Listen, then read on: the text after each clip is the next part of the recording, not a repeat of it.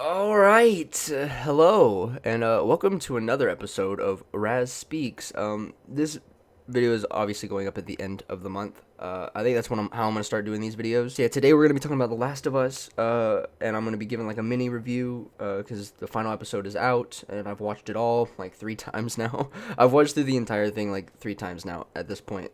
So I went through making a bunch of notes. Before I begin, I need to say a little something. So when I was rewatching, they added a memorial at the beginning of the episode, which I didn't. They might have been there already, and I just didn't notice for some reason. But the original actress for Tess in the video game passed away this January, which I had just found out about recently.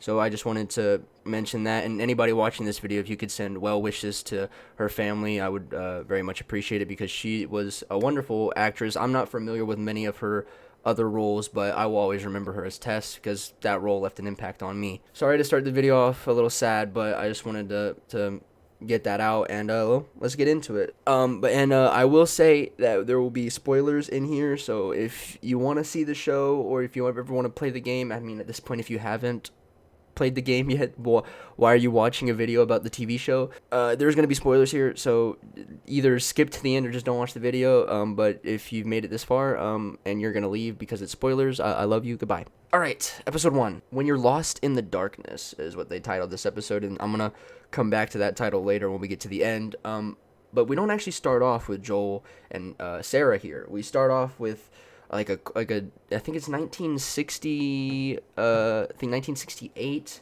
something like that, when we start off, and it's like a TV show, and we got a bunch of scientists like talking about like different airborne like sicknesses and like different viruses, and then cordyceps gets brought up. They have this really long like discussion about, or not really discussion, but he explains like how cordyceps goes into the brain and it's not possible to make vaccines and cures, and it gives some really good context. And then right after that we cut to the morning with Sarah, and the t-shirt that she wears during the whole episode is the exact same she wore in the game, which I love this detail.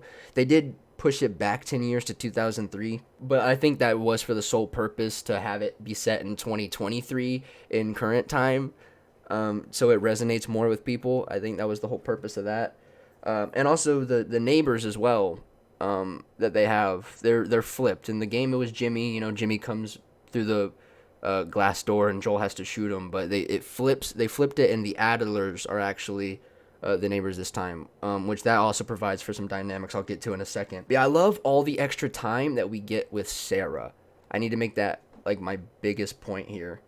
I love the extra time that we get with Sarah. Like we see them, banter. I love their banter when they're eating breakfast. Tommy comes in. They have a lot of good back and forth. And then we get to see Sarah, grab the money, grab Joel's broken watch, and go out and fix him. We get to see her go about her day. We get to see her go to school, and I love the school scene when Sarah's in class. The very subtle like hints to the outbreak, with the kid's hands slightly twitching, and then a cough in the background. Like they did so good they were so good with the subtle stuff in this beginning episode. So she gets the watch fixed. She goes to the store. She gets the watch fixed, and I'm assuming the watch store's wife comes out, and she's like all freaking out, telling them to close up. That we're closed. Tells Sarah to go home. Throughout the whole episode, there's been police driving by and all this and that. So she leaves. She ends up at the Adler's place because Joel obviously isn't home yet. He gets home at night, and then we have this very unsettling scene that I absolutely loved with the grandma in the background. She like her mouth opens up and she's like kind of contorting a little bit, and oh my god, it's freaky. I love it. We get to where the game started finally after like I think it's like 30 something minutes. Which I loved all of that. I loved that we got all that extra stuff. That Sarah has the "I sell hardcore drugs" line. I'm so glad they kept. And there's actually a very great reference here that I think a lot of people missed from The Last of Us 2. And it's that Sarah has Sarah gives him the Curtis and Viper DVD, which Ellie like mentions being one of Joel's favorite movie series in the second game. Puts her to sleep. She wakes up and she goes over to the Adler's place, sees Grandma. She's chomping on on some necks, and then she chases after her, and then you can see like there's some fungus stuff in her mouth. One thing that was a big change that I thought was fucking sick was instead of them getting hit by a car and crashing, a fucking plane falls from the sky and lands in the middle of the street.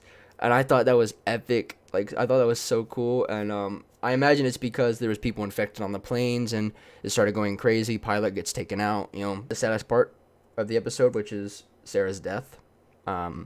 And I really love the extra touch here of giving Tommy an extra line and giving Tommy some extra dialogue. Because in the game, he doesn't say anything. He just kind of looks over kind of with a sad look on his face. But in here, they give him a little bit of extra dialogue. Joel directly yells out for him as well. They changed that. And I thought it was done so beautifully. And then, you know, we jump 20 years later. You know, we meet Tess. We meet Tess with Robert. We meet Ellie. Marlene. Marlene is played by the same girl that played her in the game, which I love that. I think she's the only person to reprise her role for the show.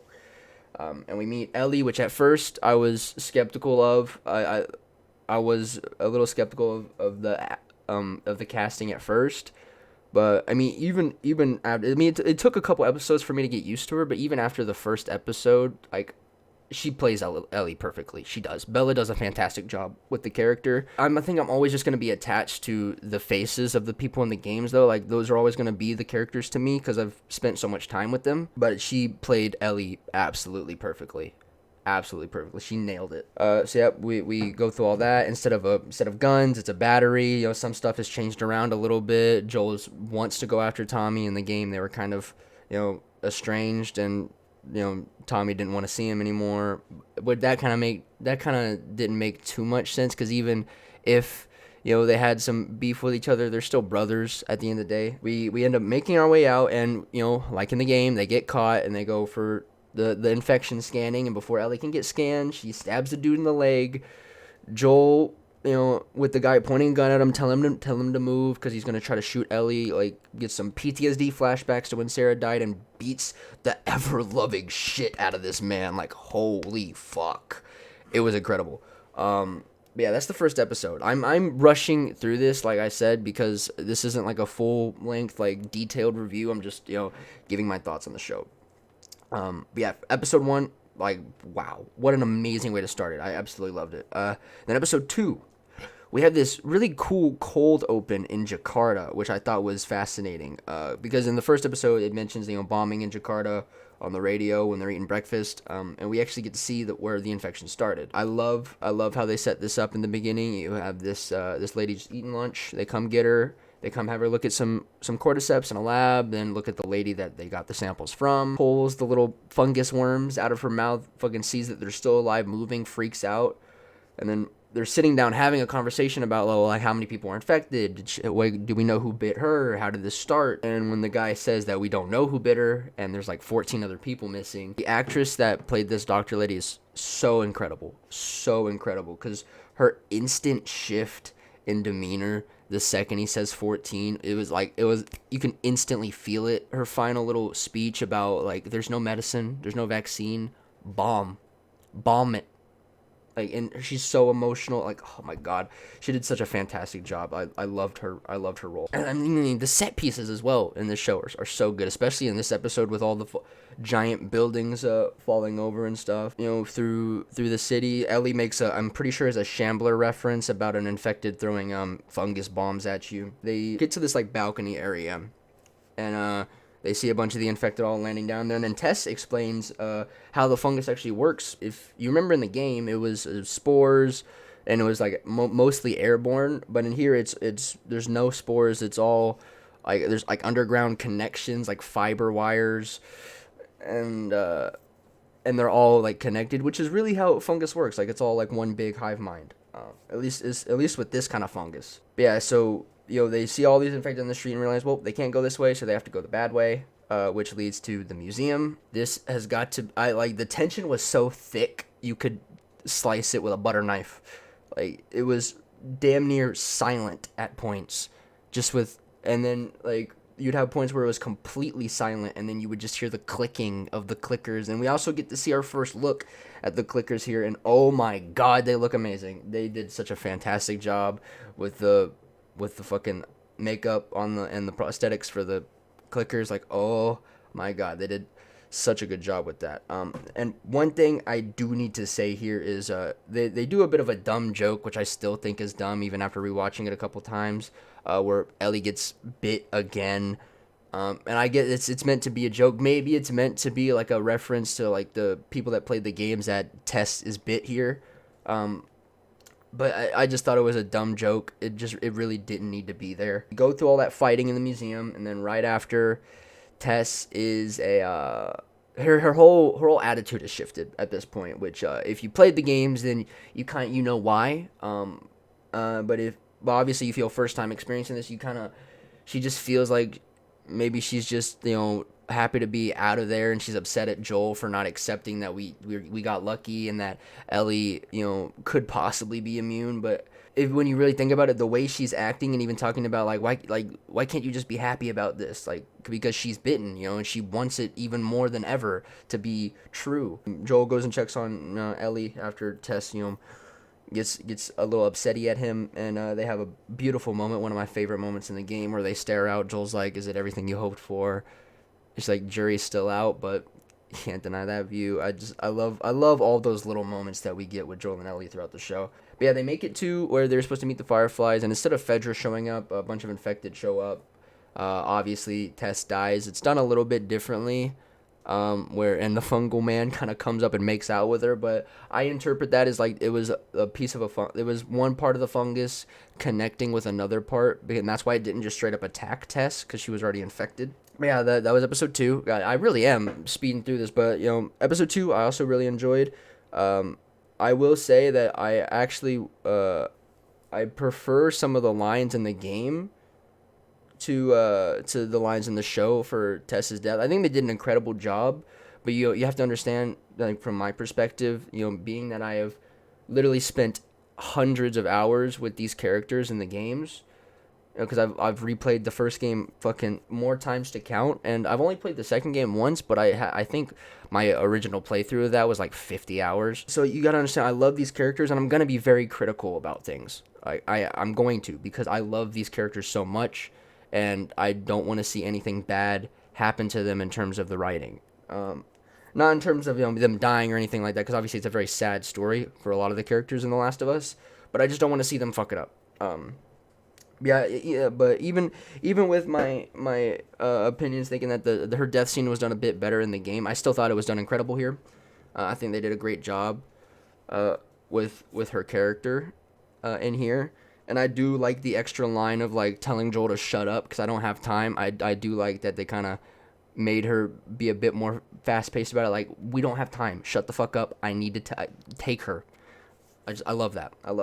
And obviously it has a bit more of a different feeling because it's not just, Fedra showing up. It was infected showing up. But yeah, that's episode 2. Good episode. Episode 3. This is the first major change to the show, and that is we get like basically just a love story throughout the whole episode. Like, we start off a little bit with Joel and Ellie, and they they have some conversations and they talk about some stuff. But the major point of this episode is Bill and Frank. Now, if you remember the game, we never met Frank.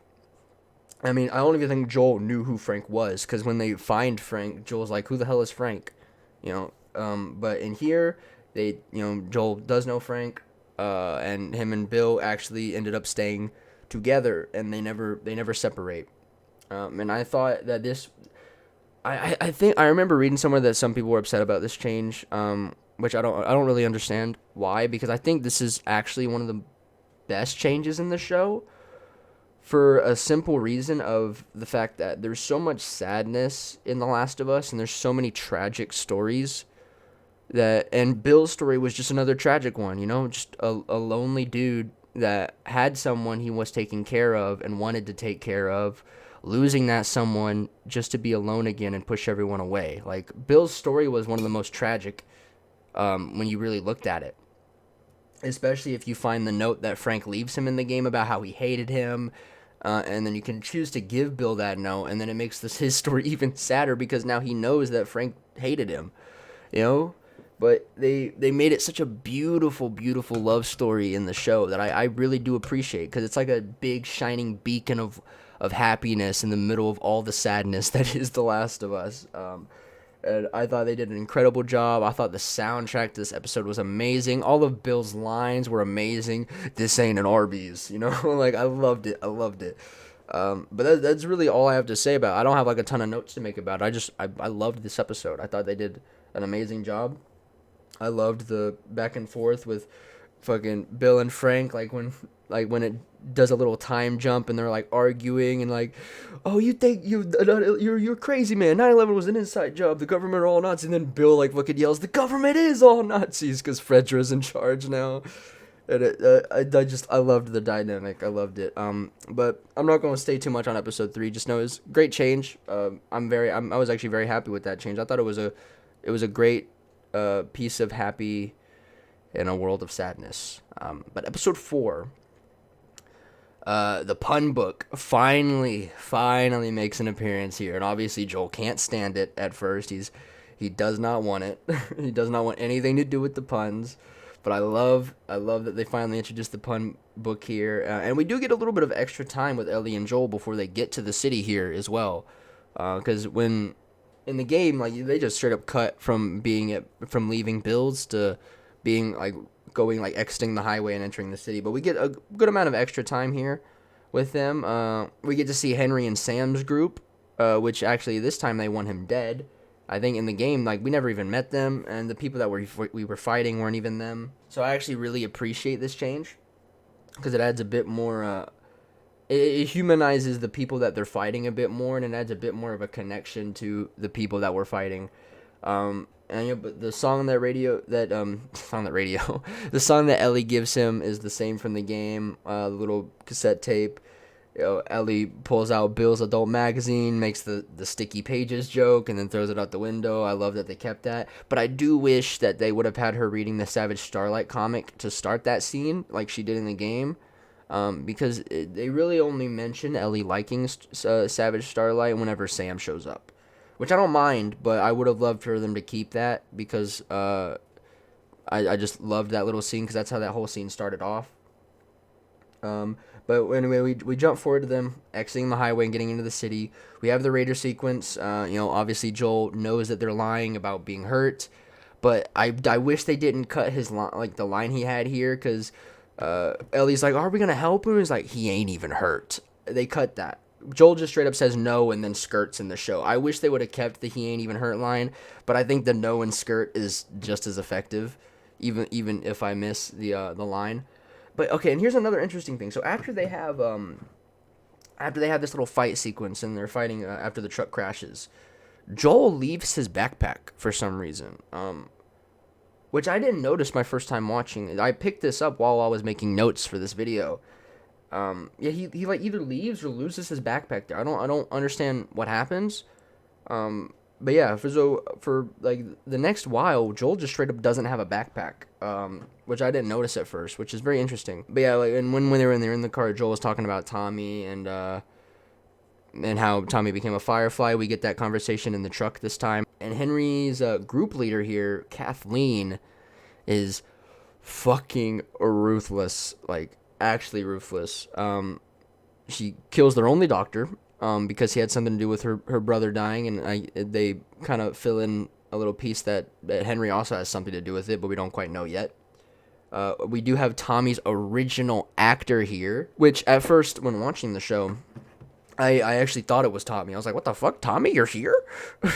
But it's just because it's the original actor for Tommy, and obviously his voice is exactly the same, so it kind of threw me off, but yeah, we get a great cameo from Tommy's actor here, and he actually has a pretty decently big role, which I'm happy about. Kathleen and Tommy, I don't actually remember the character's name, so I'm just going to keep calling him Tommy. Or we'll call him Not Tommy, so there's no confusion. So Not Tommy and Kathleen, they find this sussy room with some infected in the ground. Well, not infected room, but they find a room with like the ground's kind of divoted in, and they can kind of assume that some infected, like, being underground. Joel actually officially gives Ellie a gun. This is where we get our kind of acceptance moment where Joel gives her the gun. It's not with the rifle in the game. It's actually a much more intimate, face to face moment, and I'm very happy about that. To the end of the episode, they climb up for some high ground. They get up in a room. They have a great moment here where Joel finally laughs at one of Ellie's puns. And here you can see that their relationship is finally starting to open up. They're finally starting to kind of accept each other and start to open those walls and let those guards down and start to become close. All right, so, that was episode 4. Episode 5, the title is actually references Savage Starlight. The title is Endure and Survive. I thought it was a great title. And here's another major changes that they made to the characters. They actually made Sam deaf and younger. He's 8. I think he was like a year or two younger than Ellie. But no, in here he's 8 and he's deaf, which changes the dynamic a bit and obviously changes the fact that he has no spoken dialogue. Makes me a little sad because we don't get like the back and forth with Sam and Henry that I really loved in the game. But I don't think it's an issue. Sam and Henry are still my favorite characters. Like they're my favorite characters in the game. They're still my favorite characters in the show, and they're one of my favorite storylines that we go through in the show and game. But we set up this episode. Henry sees Joel fighting at the truck where they crash the truck, and that's why they end up going after them. Because in this time, Henry and Sam find Joel and Ellie, where in the game, Joel runs into them. And damn near beats Henry to death. They're kind of held up. Henry's like, I don't really know what I'm doing here, but if I lower my guns, I didn't shoot you, so you don't shoot us, right? So it's a bit of an awkward moment here. Some conversations. We learn that Henry is something called a collaborator, which basically means that he's a snitch to Fedra. Because we learn in this episode that the QZ in this city, in Kansas City, has fallen apart. It's been Fedra's been taken down by the people. But I'm gonna jump ahead again to where we get to the underground bit when they're trying to make their way out of the city. We get to see a little drawing. We get to see a little drawing of Donnie and Ish from the game, which I'm really happy that they had that little touch. And it's also if I remember correctly, it's the exact same drawing that you can find in the game. It's one of the collectibles you can find, which I thought was a great reference. We finally get the Savage Starlight, where Sam's reading one of the comics. Him and Ellie bond over it. It's a very, very beautiful moment. And then we get Sam and Ellie playing soccer. And here is where we get Henry talking about the group and the situation. So he talks about Kathleen's brother and how he gave him up to Fedra to get medicine from Fedra because Sam was diagnosed with leukemia, which is another change to his character. That also wasn't a thing. Which I think is all of the changes to Sam's character, I think, are there to serve the purpose of making their brother bond stronger and more impactful, and also making Henry seem like a more of a protector type. So that way, because there's meant to be a parallel here with the protector and the protectee.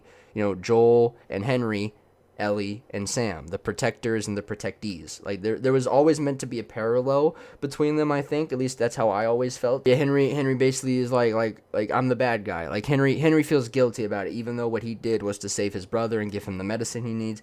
He feels bad about it, but that gives us context to why Kathleen and her group wants to kill Henry so bad, because Henry did this. And then we cut to Kathleen. She's in her childhood bedroom, and she gives a really emotional monologue that I thought was very good. We jump back to our group, and they're obviously walking down a road. This is where we run into the sniper in the tower. And Henry and Sam actually try to run off like really quickly to get away from the sniper. Then they get shot at and come back. And I think this might be a reference to the fact that they leave Joel and Ellie in the game, because Henry doesn't want to put Sam's life at risk. So I think that might have been a slight little reference. Maybe I'm reading too into that little moment, but that's how I took that. And Joel obviously is going to be going up to take out the sniper man. He takes the left side, the best route, just like in the game. He takes out the sniper. He becomes the sniper, and then we have Kathleen's group showing up. They have this big truck. They're ramming through all the cars. They crash it into the the side of a building. It blows up in flames. Joel is a fucking god tier sniper man. He took out the driver, and then it crashed. And then I've written down in my notes, we've awoken the hive, because all of the infected come out of the hole in the ground and just swarm everybody. This was such an amazing scene. Then we get our look at a bloater in live action beauty, and rips Tommy's head in half with, I think, a similar kill animation to ones that happen in the game. The bloater was absolutely brutal. I loved it. I imagine it had to have been cool for Tommy to have the actor for Tommy to have such a like crazy death scene. Yeah, so we get through all that. Kathleen, catches up to him, is like, stop, I'm still gonna kill you. And then she gets eaten by a kid, which is very fitting considering that she was willing to kill a kid.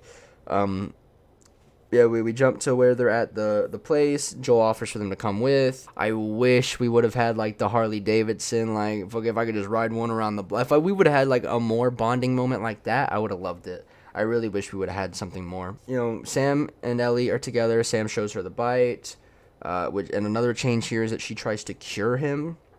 And also a change, I should mention that he shows her the bite at all, because in the game he didn't even show the bite. He kept it hidden. And then they find him in the morning. She takes her own blood, rubs it on the wound, trying to, cure him, which obviously isn't going to work. But she doesn't know that. Like, she's just a kid. She just wants to help. She wants to save him. But wake up in the morning. Ellie finds Sam. Sam tries to attack her, and then Henry has to shoot his own brother. And they make it very clear in here as well, because they don't really mention Henry not really killing anybody in the game, because I don't think that was the intent. I think it's very clear that he has killed some people, but in the show they make it pretty clear that Henry really hasn't killed anyone. Like, the closest he's been to killing someone was giving up Kathleen's brother for medicine. But that wasn't him directly killing, that was just him indirectly killing someone. So it makes this moment so much harder, because that makes his brother Sam the first person he's ever killed, and then the second person being himself right after. And this scene is still so emotional and so incredible in the show. But again, it's another scene that I actually prefer in the game, and I think it's just something with Henry's actor in the game. He just does an incredible job with the role, and his whole little final monologue and his final moments is just so powerful to me in the game, and I think he did an incredible job. Not to say that the actor in the show didn't do a good job. He did as well. Like, he also did an incredible job. And his obviously he took a bit of a different approach, and say, instead of being like, it's all your fault, he was like, what did I do? Like, it's a different approach to it, and I think he did a fantastic job. And I also do love this little moment of Ellie squealing out in pain, having this outwardly painful squeal at the sight of it. I love that extra little touch. It makes it that much more impactful to me. And we actually get to see Joel burying Henry and Sam. Joel is a bit more kind of attached to this and feeling for it. And Ellie is the one that's internalizing, which is kind of a flip from how it started, with Ellie being the more outwardly emotional and standing there crying about Tess, Joel walking off. But now, Joel's the one standing there and Ellie's the one walking off, and I thought that was a great dynamic flip. But yeah, we get to episode 6, and Joel has a backpack again, which is actually Henry's backpack, which I think might be why they decided to have him leave his backpack behind, so that way he could take Henry's and kind of have a connection to them. Which, I mean, I think is fine. And we are at a cabin in the middle of the woods here to start this episode. And the cabin couple and the cabin lady, they're so funny. They're great. I love them. Joel asks them some questions. They mention, going west of the river equals death, yada yada. Joel leaves the house and has what I can assume is a panic attack. And it won't be the last one that he has. Yeah, so they leave the cabin, then they start heading towards looking for Tommy. And Joel mentions wanting a ranch with sheep, because Ellie asks him, if you could do anything, what would you do? And he was like, I want a ranch with sheep. And I think that's meant to be a reference to the second game, considering that Ellie ends up having a ranch with sheep with Dina. Ellie has an obsession with space. She mentions, loving space, and Ellie also tells Joel that she tried to save Sam, and Joel's like, I don't think it's that simple, and they have like a really nice little moment there. And then this is them sitting down at a campfire. I think I should make that clear. Like, this is like a break time moment. Then we're back walking around. Ellie's trying to whistle. She can't.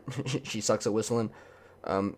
We see the hydro dam, but then a group of people show up, and they're armed. They're pointing guns at them, and they're gonna use a dog to test them for infection.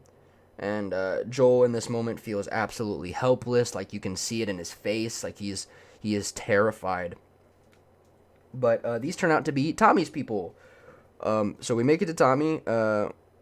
Tommy's. A much different way making it there than in the game, and I very much appreciate that we have it this way, because in the first game I don't think they even had an idea of what Jackson was gonna look like, because we barely even get to see, like, we go through a very small section of Jackson in the game, and even from like looking at it, it doesn't even look like it's designed the same way as it is in the second game, because I don't think they really thought it through how it would be designed. But so I'm glad that we actually get to see the full look of Jackson that like it looks in the second game. Yeah, Joel and Tommy see each other, they embrace, they have a nice little brotherly moment. Another character here that is different is Maria. Maria's character is race swapped. They have a black actress playing her, which obviously changes nothing about the character, and it actually provided for a much better experience for me personally, because I didn't know it was Maria. So when she said she was Maria, I was like, oh shit, okay. And she seems like she's playing the role believably enough, because at the end of the day, that's all that matters, is as long as they're playing the characters believably, that's really all that matters. Yeah, so we have Maria and Tommy being together. They tell Joel about it. We have a cool little cameo of Dina like staring at Ellie from a distance, and then we have Maria and Tommy giving us a tour. Maria mentions that they're communists because it's everything is shared and everything is everyone's, and Tommy ain't happy about the communism. But it is what it is. It is communism. But then we get some Tommy and Joel time. When Tommy asks about Tess, Joel lies, saying she's alive. Tommy mentions being a dad, and Joel is kind of off, kind of distant about his reaction about it, and that upsets Tommy, which Tommy will apologize for this a bit later. But yeah, it made no sense to me for Tommy to get upset like that, knowing that he's most likely, yes, happy for you, but you have to understand that Joel isn't gonna be like this, jumping around like, yeah man, that's awesome, his daughter died, that's a tough topic for him, even if he is internally happy that his brother could be a dad. That's a very difficult topic for him to talk about, and Tommy apologizes for that later, which I'm glad that he did.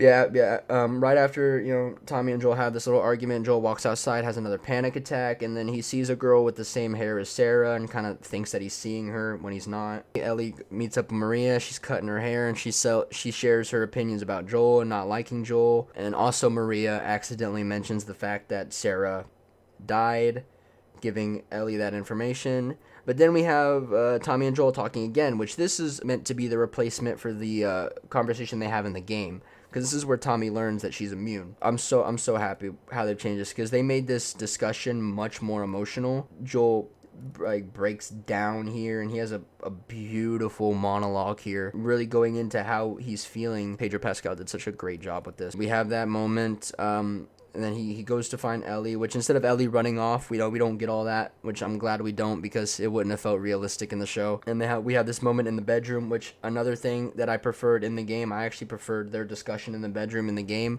It's just the way that Ashley Johnson and Troy Baker play off each other that I just love. I feel it more in the scene in the game. But they still did a good job here. I just prefer the game's version a bit better. Obviously, Ellie brings up Sarah, and Joel gets upset about it. I really wish they would have kept his, you're walking on some mighty thin ice here. I wish they would have kept that line. It's okay that they didn't, and honestly, if they did keep it, it probably wouldn't have hit nearly as hard, because just, oh my god, Troy just delivered that line so perfectly, and it gives me goosebumps every time. But yeah, I honestly prefer this interaction in the game, but, Joel leaves, and he has, this moment of, sitting in his thoughts, thinking of Sarah. And I think this is the moment where he changes his mind. to wanting to keep going with Ellie and not let Tommy take her. So yeah, he changes his mind. They go to the horse. They get on it. They leave. And instead of Joel saying adios, little brother, they actually have Tommy saying adios, big brother. So they flip their goodbye, which I was fine with. I thought that was a cool little thing. Before we get to the university, we actually have this moment where Ellie is trying to learn to shoot. She can't aim for shit. Joel hops on a gun, says you gotta make love to it. You gotta squeeze it. You gotta hold it. And Joel and Ellie makes a great joke about you gonna shoot it or get it pregnant. And I thought that was hilarious. I loved that. And in this moment, and even when they're like riding up, like Joel's explaining football, they're having some fun conversations. You can really feel the bond really starting to like manifest now. Like they're really starting to connect to each other. We see the monkeys, which I love that they had that. Joel mentions wanting to be a singer. And Ellie's like, "Oh, you're totally singing me something." I love that as well. Which obviously that's all from the game. We obviously kind of rushed through this a little bit. The show is a little rushed. I want to make that a note now. The show does feel rushed. It's only 9 episodes. I wish it would have taken a little bit more time. I wish it wouldn't have been as rushed. But I still think it hits all the major story beats it needs to. It hits everything that it needs to. It doesn't leave anything out that is required.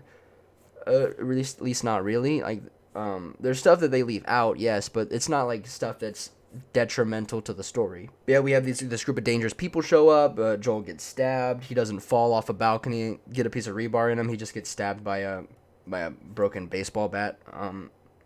And we have the moment where like Ellie's like, I can't do this without you. You need to tell me what to do. And then instead of jumping straight to the winter time in the next episode, we actually get the Far Left Behind DLC. Which I'm pretty sure the episode is the same name. And this is my personal favorite episode. And there's a couple times where we flash forward in time to be with Joel and his and Ellie in the current time. And Joel is actually awake for pretty much all of that, and her like stitching him up and healing him, which I thought was a fine change because it actually helps them to be even more bonded and connected in that moment. Yeah, but this main episode is all about flashback time, before they met. And Ellie's like doing some laps, and she like beefs with this bully chick, and Ellie fucks her up, gives her like 15 stitches. And what I thought was a kind of a funny note that I wrote down was the girl that Ellie fights actually kind of looks like Abby a little bit as a kid, which I doubt it is, but I just thought it's just a funny little thing that I noticed. I'm gonna jump through all that to when Riley shows up. Ellie has a Mortal Kombat 2 poster in her room. That's gonna come up later. Riley tells Ellie that she's a firefly, but she's like, come with me. Let's go have an adventure. So they leave. They find a dead guy. Then the floor collapses. They laugh about it. They take the dude's alcohol that he had. They drink on the roof. The note I wrote down was underage drinking on a roof. They have a little moment there. Ellie wants to hold the gun, and they have all these moments where Ellie's like, the Fireflies, like, they're terrorists. Like, they blow shit up. They bomb things. Like, they're bad people. But Riley's like, I mean, you don't know everything. But I honestly kind of agree with Ellie here. Like, Fedra and Fireflies are both kind of fucked up. We get to the mall, and one of the things I wish they would have had in this episode was the brick throwing contest that they had in the game. I really would have loved if they had that. But it's okay that they didn't, because we still have plenty of Riley and Ellie together here. They turn on the lights. The music choice here is perfect with the ba-na-na-na-na-na. I don't want to get copyright, so that's all I'm gonna say. Ellie sees an escalator for the first time, has a fun time on it. Something that's easily missable here is there's a Dawn of the Wolf poster, which is a reference to the game, which was the in-game universe's version of like Twilight. So that was a really cool reference to see. They walk by a lingerie store. They have some fun little banter here. Fucking Riley's like, why am I I'm like imagining you in that. Like they have like a fun little flirting moment here, which I thought was very cute. But then they get to this carousel ride. Oh, and I also want to mention something that's also a little small is that right after Riley and Ellie had that little flirting moment, Ellie's like looking in the glass, like fixing up her appearance, trying to look good, and I thought that was adorable. We get to a carousel ride. They ride it around. They're riding on the horses, and while they're at the carousel ride, Riley explains why she left, and it's because, she's 17 and she's about to get her assignment, and they gave her sewage detail, and that's why she ran away, because she panicked about it. So they have that little moment. They go in the photo booth. They have their photos, just like in the game. They go to the arcade, which is one of the changes that I am most happy with in the show, because in the game the arcade wasn't active. It didn't work. But it did provide for like a really cute moment with Ellie and Riley, of like Riley being like, "Close your eyes, Ellie," and like her having Ellie close her eyes, and then Riley describing the fighting game for her. Like I loved that. I thought that was beautiful in the game, but I'm even more happy that the arcade is active, because Mortal Kombat! We get a Mortal Kombat moment, baby. This is the best part of the whole episode. This is part of the reason why it's my favorite episode. I love that. Yeah, they sit around playing the arcade for a while. We get a little foreshadow to what's gonna happen later by seeing an infected in the mall. But they end up over at this taco shop, and Ellie's like, "Oh, did you get me a taco?" Because Riley's like, "Oh, I got you a gift." And like, Ellie, you really think they still got tacos 20 years later? Calm down. We get behind the taco shop, and Ellie gives her the pun book. Ellie finds Riley's pipe bombs. They have an argument. Ellie like starts running off. Riley explains that she's leaving, and that's why she wanted to have this moment. Ellie gets mad about it and runs off. And before I continue, I do want to. They do make a water gun fight reference, I think, before this. I think I might have missed it while watching it, but I want to. They reference the water gun fight, which they do have in the game. They don't have in the show. But anyway, after Ellie gets all pissy and runs off, like, she stiff bodies the fuck out of a trash can, and I'm sorry, I cannot take it seriously because it looks so wacky. It does not look. It looks wacky as fuck. I can't take it seriously. But Ellie, obviously, she comes back, because she realizes that she's being a bit of a dumb, running off like this. And she needs to come back. She hears screaming. Turns out to just be the Halloween shop. Her and Riley sit down. Riley explains how she just wants to feel accepted and have a family, feel like she belongs. That's all she wants, and that's why she went with the Fireflies. But then we have a beautiful moment where Riley pulls out the same Halloween mask they wore in the game. They dance around. They share a kiss. Which is obviously the climax of the entire episode, and also the happiest the episode gets. And then it's sadness afterwards. Yeah, it was a beautiful moment. Them dancing, it played out just like the game, even the same song as the game, and I love the moment. Like, I think Bella did a great job of making that moment hit as hard as it did for me in the DLC, with Ashley playing Ellie, because the way that she delivers the "don't go" line, I think, was absolutely phenomenal here. And then obviously they share the kiss right after that, but the way she delivered that line was absolutely beautiful. Yeah, sadness ensues. Both Ellie and Riley get bit. Ellie smashes a ton of shit, which I love that they kept. That had to have been so fun to film. But yep, they decide to wait it out and die together. And now we have episode 8. Yes, episode 8. So we actually see quite a bit from David's people's perspective. That's one of the things that I love that they've done with the show, is they've done a great job of showing both sides. Like, not just having everybody that Joel and Ellie run into and fight just being nameless, like, raiders and faceless raiders. Like, there's a more human element to it, which I love. And they made David a preacher now, which is another interesting change. Which I'm completely fine with. I don't mind that at all. Which, honestly, it makes David a much more creepy character, which I think is the intention, because they actually play a lot more into his creepy side, at least in terms of how they've written him for the show. But at the same time, I actually prefer David's actor in the game, because I think David's actor in the game is just better at playing the creepy role. It's just the way he speaks, the tone of voice he uses. is just incredible. But obviously we have Troy Baker here, my man, my love. I love Troy Baker, incredible man. Um, and then we have Ellie going hunting, which she doesn't have a bow and arrow, which the bow and arrow never shows up in the show, which I was a little sad about. Because Ellie even mentions, like, when they're going to see Bill in the game, that Ellie knows how to use a bow and arrow, which they kind of took away from her character here. Because they never mention her ever knowing how to use a bow or use a bow, which I'm kind of upset about. I wish they would have kept that in her character. And then Ellie finds David this time instead of David finding her.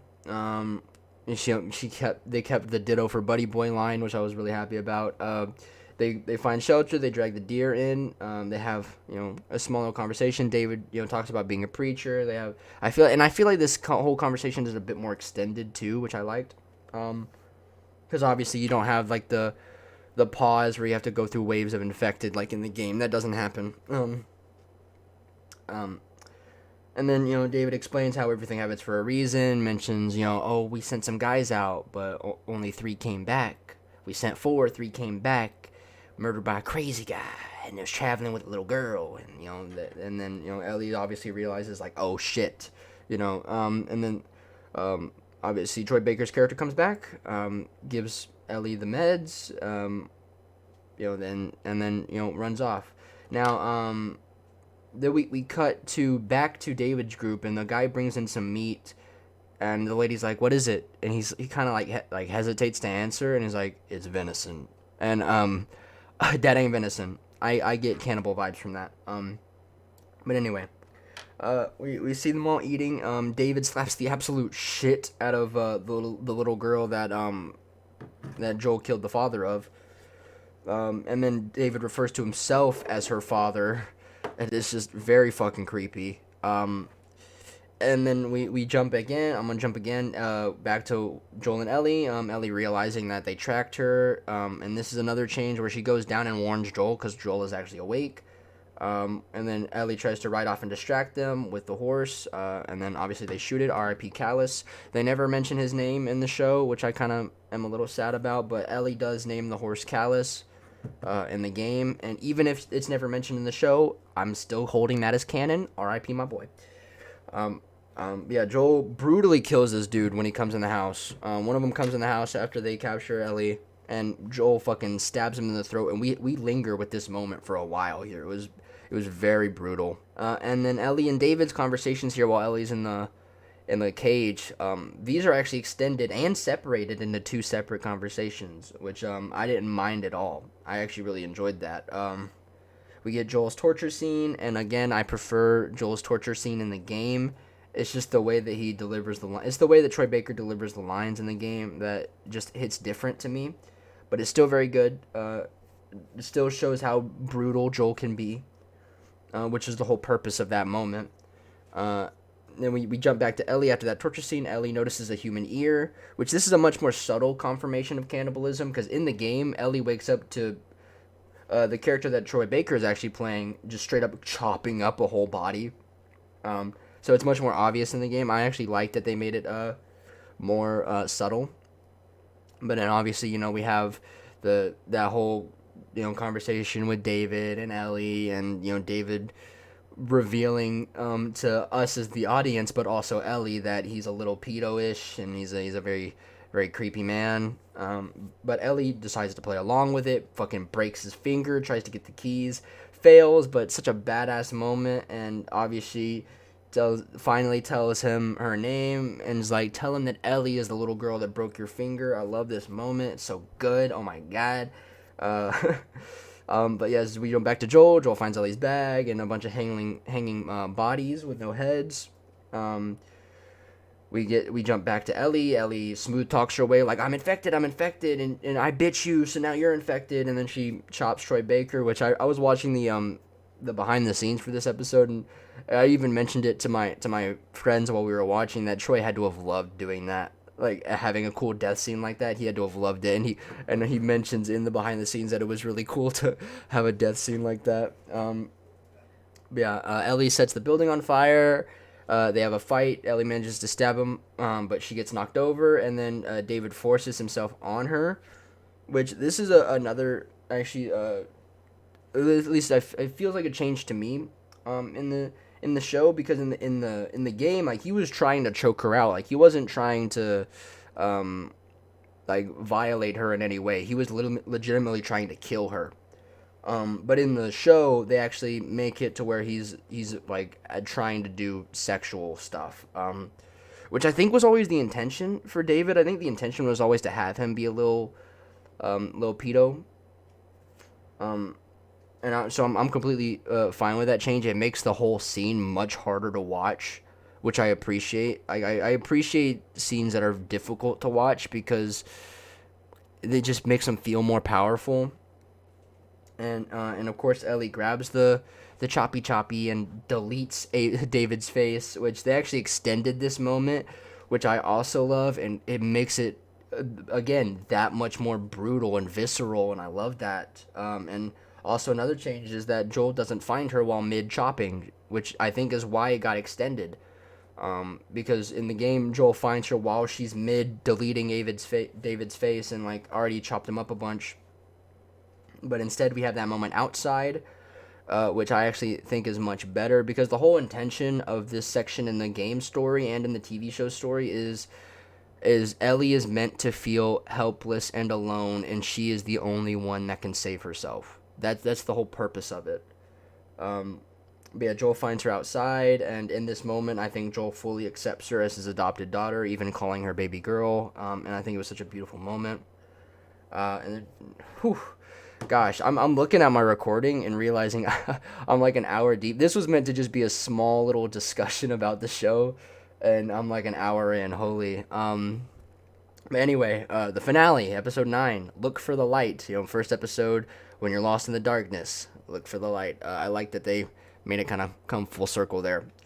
But we have this great cold open with the final episode of Ellie's mama, played by Ashley Johnson, the original Ellie. Which, God, I'm so happy about that. I am so happy about that. But I will say, I have to make this note now. I can't see Ellie's mama here. I can't see Ellie's mom for one sole reason. It's not because she did a bad job playing Ellie's mom, of course not. But it's because of her voice. Every time I hear Ashley Johnson speak, all I hear is Ellie. Like from the grunts, and sounds to the actual speaking, like it's just Ellie. All I hear is Ellie. If I close my eyes, it's Ellie, right? But I still, I'm still very happy that they had, and it's very fitting that they had the original actress for Ellie play Ellie's mom in the show. I think it was very fitting. But yeah, I just want to make that point that I can't see Ellie's mom, because I'm just Ashley Johnson's voice resonates way too heavily with me as Ellie, like, because I've obviously spent a lot of time with her version of Ellie, of course. Yeah, she gives birth to Ellie here while fighting an infected, gets bit, and we're actually gonna find out later that this is the reasoning that they use in the show for Ellie being immune, was that her mom was bit as she was born, making her immune, which doesn't make that much sense, because she got bit in the leg and Ellie's mom cuts the umbilical cord almost instantly, meaning that there would actually be there wouldn't be enough time for any kind of fungus to make its way through the umbilical cord and into the baby's body. So that just doesn't make much sense. Granted, it is a much better explanation than just trying to make a vaccine, which is literally impossible. So I do appreciate them attempting to making a cure more reasonable. But anyway, Marlene finds her, takes Ellie, and puts the mama out of her misery. Then we cut to Ellie in our current time, sitting in silence. Obviously after everything that just went down with David and all that, like, she's still processing all of that. Joel mentions wanting to teach Ellie guitar, and like Ellie's kind of like standoffish, very quiet, and there's an interesting dynamic here, because it's kind of like when they first met, where Joel was the super quiet one and Ellie was curious, asking questions, and now Ellie is the super quiet and standoff one, and Joel is the one that's trying to communicate. We get to the point where Joel boosts Ellie up, she sees something, runs off. Joel chases after her, and then we have the giraffe moment, one of my favorite moments from the game, and then right after another one of my favorite moments, which I want to make note is actually missable in the game, where they sit down on that balcony and have that little final moment before the end. That's missable in the game, which I'm glad that they included that because that's one of my favorite moments from the game is that little moment they have, like Joel, like we don't have to do this, like we can go back, like we don't have to. Um, but I loved the way they did that. And obviously, Ellie's like, no, we have to. Like we've been through too much. We can't go back now. And I mean, Joel's just afraid to lose her now because now Joel is like officially really sees her as a daughter. So now he's actually afraid to lose her now. Yeah, we get to the military camp, right out like a little hospital tent camp. Joel reveals to Ellie that the scar on his head wasn't somebody that missed him. It was a failed suicide attempt, mentioning that it was the second day. It was right after he had lost Sarah. And I love this brand new conversation because this wasn't in the game. I love this little moment that we have with Joel and Ellie. Like, honestly, this might be one of my favorite moments that they get throughout the entire show. Just this, because it's a culmination of everything that they've been through together. And Joel, like, this is the moment where Joel finally fully opens up to Ellie by revealing this information to her. And God, it was so beautiful. And then they're walking around. They're in the middle of enjoying some puns, and then they get flashbanged by the fireflies. And then this is where they explain that this is where they would explain, Ellie's mom getting bit made her immune, which is still a stretch to me personally. I still think it's a bit of a stretch, but it is it's miles better than trying to make a vaccine, which is literally impossible. But yeah, Joel doesn't want to lose Ellie. They try to escort him out. Joel murders, the guys escorting him, which it was a lot more brutal in the game, the way he executed the guy escorting him out. But this was still incredible. Like he went full John Wick mode. And then obviously he goes full rip and tear Doomslayer, going through the entire hospital, fucking murdering everybody, kills the doctor, takes Ellie, kills Marlene, like absolutely everybody. And then obviously this is the end of our journey. Ellie wakes up in the car. They're leaving, and Joel, of course, lies to Ellie about there's multiple immune people and this and that. But he does add a bit to the lie in the show, which is the fact that Raiders attacked, and I barely got you out of there. I don't remember if that was in the game. It might have been. But anyway, we make it to the outskirts of Jackson, and Joel's talking about Sarah and how much him and Ellie would have been her and Ellie would have been friends. And then Ellie opens up about Riley and everyone else that's died, in this very, very emotional monologue that she gives at the very end. And then she asks Joel if he's telling the truth about the Fireflies, and Joel says yes. And the show ends just like the game, on Ellie's face saying okay. And just like the game, it was a beautiful ending. And for anyone interpreting if whether or not Ellie believes him or not, Ellie does believe him, but in this moment, she's not saying okay, like I believe you. She's saying okay, I don't want to believe what the other end is. Like she doesn't want to believe that this person that she has grown to trust so much could do something so horrible. So it's not that she believes him, it's that she forces herself to believe him.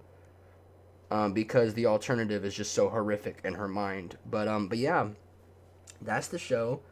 I realized it was really just a synopsis of me like going through major plot points or stuff that I liked.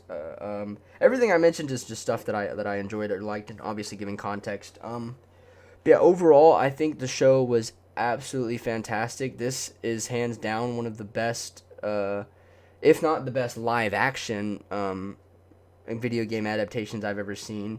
I thoroughly enjoyed it. Because obviously, it's like Cyberpunk Edge Runners and Arcane. Those are obviously phenomenal, but those are animated. But if we're just talking about like live action video game adaptations, I think this has got to be the best I've ever seen. I think they did a phenomenal job. All the changes they made were fully reasonable, and all the changes they made did nothing but to serve the story and make the story work. And obviously some changes are just inherently gonna happen, with some of the changes they made to some of the characters. And honestly, overall, it was a fantastic show. Uh, but I think I'm gonna start giving like outroing us here because I did not intend for the video to be anywhere near this long. But yeah, I love the show. I think overall, I think the game is a 10 out of 10. Overall for the show, I think it's a 9. I would give it a 9 out of 10. I don't think it's perfect.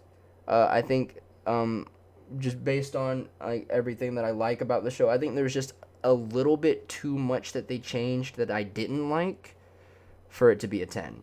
It's just like certain lines that got cut that I feel like didn't need to be cut. And obviously speeding through things a little bit. I wish the show would have taken its time a bit more. And I feel like they could have easily taken their time a bit more. Like, I don't know why they rushed through it a bit. I feel like the show could have easily been at least one more episode long, easily. That's part of the reason why I'm taking the point off. Because I know the show could have been longer, and I feel like they could have spent more time with certain things. But anyway, that's my review for the show. Let me know what you think about the show in the comments below. And I'll see you guys in the next one. Oh, God, this video took a bit to put together. So if you could like it, I would very much appreciate it. If you like the content and you want to see more from me, feel free to check out the rest of the videos on my channel and give that subscribe button a little hug. Give it a nice squeeze. And I'll see you guys in the next one. Again, let me know what you think of the show in the comments. And if you haven't seen it, well, obviously I won't see you here. But anyway, I love you guys. Stay safe, stay healthy, drink water, and don't let the fungus get you. It'll be coming for you. Peace out, guys.